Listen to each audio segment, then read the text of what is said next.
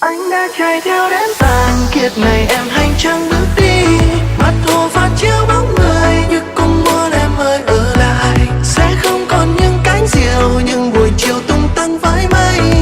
Gió kêu gào em ơi xin hãy quay về. Ai cũng phải có khát vọng trong cuộc sống đây phải không em? Để lại tất cả nỗi buồn ở đằng sau em lạnh lùng quên.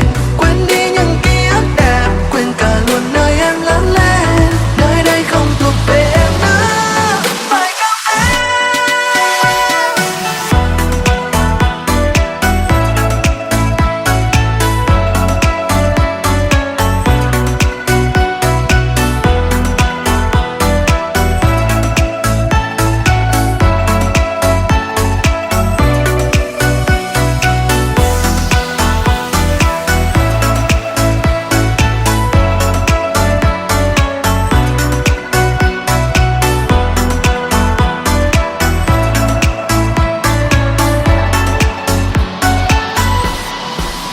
Thương lắm con sống với hàng dừa mộng say, câu hứa năm xưa trong một chiều trời mưa.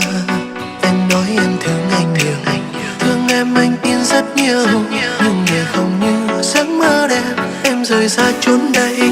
Một hai em muốn bước lên đô thành, vì em đã nghe câu chuyện vài người trong xóm nói em sao xinh đẹp, sao ở quê làm gì làm em cứ thêm những mơ mộng. Em muốn cách xa nơi đây, bỏ lại anh với tiếng yêu thương nồng say.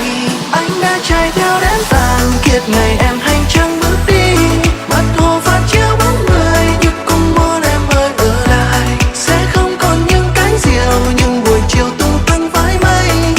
Gió kêu gào em ơi xin hãy quay về. Ai cũng phải có khát vọng trong cuộc sống đây phải không em? Để lại tất cả nỗi buồn ở đằng sau em lạnh lùng quên. Quên đi những ký ức đẹp, quên cả luôn nơi em lớn lên. Nơi đây không thuộc về em nữa, phải không em?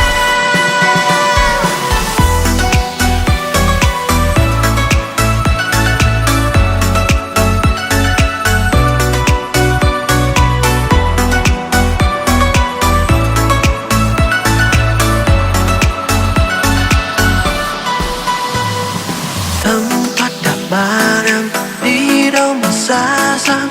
Tin em về thăm quê xa mất ai với mẹ cha em. Trong ngóng chờ đợi nhung nhớ một thời, rồi trên tay anh tấm thiệp cưới. Ngày xưa em